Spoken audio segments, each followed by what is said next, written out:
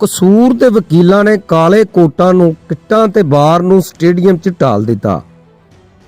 ਜ਼ਿਲ੍ਹੇ ਦੀ ਬਾਰ ਦੇ ਨੌਜਵਾਨ ਵਕੀਲ ਅਦਾਲਤਾਂ 'ਚ ਇੱਕ ਦੂਜੇ ਦੇ ਆਮਣੇ ਸਾਹਮਣੇ ਖਲੋ ਕੇ ਸਿਰਫ ਕੇਸ ਹੀ ਨਹੀਂ ਲੜਦੇ ਬਲਕਿ ਵੱਖਰੀਆਂ ਖੇਡਾਂ ਵੀ ਖੇਡਦੇ ਵੇਖ ਸਕਦੇ ਜੇ। ਕ੍ਰਿਕਟ ਮੈਚ, ਬੈਡਮਿੰਟਨ ਤੇ ਨਾਲ ਪੰਜਾਬ ਦੀ ਸਭ ਤੋਂ ਵੱਡੀ ਜ਼ੋਰ ਅਜ਼ਮਾਈ ਵਾਲੀ ਮਸ਼ਹੂਰ ਖੇਡ ਰੱਸਾਕਸ਼ੀ ਦੇ ਮੁਕਾਬਲੇ ਹੋਏ।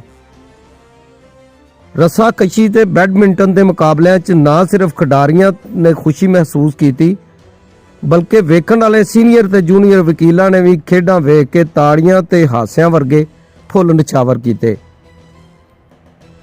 ਇਸ ਮੌਕੇ ਉੱਤੇ ਕਸੂਰ ਬਾਰ ਦੇ ਸਦਰ Mirza Nasimul Hasan advocate, secretary Chaudhry Maqsood Ahmad advocate ਤੇ ਦੂਜੇ ਅਹੁਦੇਦਾਰ ਵਕੀਲਾਂ ਨੇ 7 ਨਿਊਜ਼ ਨਾਲ ਗੱਲਬਾਤ ਕੀਤੀ।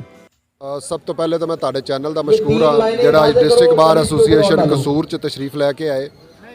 ਅਸਲ 'ਚ ਅਸੀਂ ਚੂँਕਿ ਸਾਰੇ ਵਕਲਾ ਦੋਸਤ ਇੱਥੇ ਮੌਜੂਦ ਹਾਂ ਔਰ ਇਹ ਸਿਰਫ ਸਾਡੀ ਬਾਰ ਐਸੋਸੀਏਸ਼ਨ ਦਾ ਹੀ ਸਪੋਰਟਸ ਗੱਲ ਹੈ ਵਕਲਾ ਦੇ ਹਵਾਲੇ ਨਾਲ ਹੀ, ਔਰ ਸਿਰਫ ਸਾਡੀ ਵਕਲਾ ਕਮਿਊਨਿਟੀ ਇਹਦੇ 'ਚ ਹਿੱਸਾ ਲੈ ਸਕਦੀ ਹੈ। ਅਸਲ 'ਚ ਪੂਰਾ ਸਾਲ ਕੰਮ ਕਰਕੇ ਅਦਾਲਤਾਂ 'ਚ ਔਰ ਪੜ੍ਹਾਈ ਲਿਖਾਈ ਦਾ ਸਾਡੇ ਸਾਰੇ ਦੋਸਤ ਕੁਝ ਐਗਜ਼ਾਸਟ ਹੋਏ ਹੁੰਦੇ ਨੇ। ਅਸੀਂ ਚਾਹ ਰਹੇ ਸੀ ਕਿ ਇੱਕ ਸਿਹਤਮੰਦ ਸਰਗਰਮੀ ਦਾ ਆਗਾਜ਼ ਹੋਵੇ ਔਰ ਇਸ ਤੋਂ ਪਹਿਲੇ 2018 'ਚ ਅਸੀਂ ਸਪੋਰਟਸ ਗਾਲਾ ਪਹਿਲਾਂ ਕਰਵਾਇਆ ਸੀ, ਉਸ ਟਾਈਮ ਵੀ ਮੈਂ ਹੀ ਪ੍ਰੈਜ਼ੀਡੈਂਟ ਸੀ ਔਰ ਅੱਜ 2021 'ਚ ਦੁਬਾਰਾ ਇਹੋ ਹੀ ਇਵੈਂਟ ਹੋ ਰਿਹਾ ਹੈ ਔਰ ਇਨਸ਼ਾਅੱਲਾ ਹੁਣ ਉਮੀਦ ਕਰਦੇ ਹਾਂ ਕਿ ਹਰ ਸਾਲ ਹੋਵੇਗਾ ਔਰ ਅਸੀਂ ਚਾਹੁੰਦੇ ਹਾਂ ਕਿ ਸਾਡੇ ਨੌਜਵਾਨ ਦੋਸਤ सेहतमंद सरगर्मियाँ हिस्सा लें। बार एसोसिएशन में जितने मर्जी ग्रुप हों, जितनी मर्जी दड़े हों, लेकिन हम सब एक हैं, एक थे और एक रहेंगे। और बार के मेंबरान का शौक़ और जज्बा आप देख सकते हैं कि टैलेंट की कमी नहीं है। यहाँ से नेशनल और इंटरनेशनल प्लेयर्स इंशाल्लाह बनकर निकलेंगे।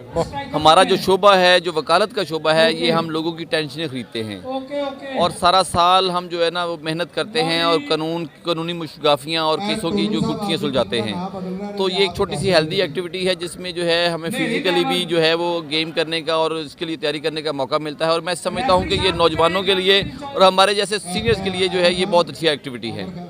डिस्ट्रिक्ट बार एसोसीएशन कसूर दे विच खेडां नूं फरोग दे के सेहतमंद सरगर्मियां दा आगाज़ करन दा असल मकसद वकीलां नूं ताज़ा दम ते हौसले वधाना है। कैमरा टीम दे नाल मलक आरफ अली, 7 न्यूज़ कसूर।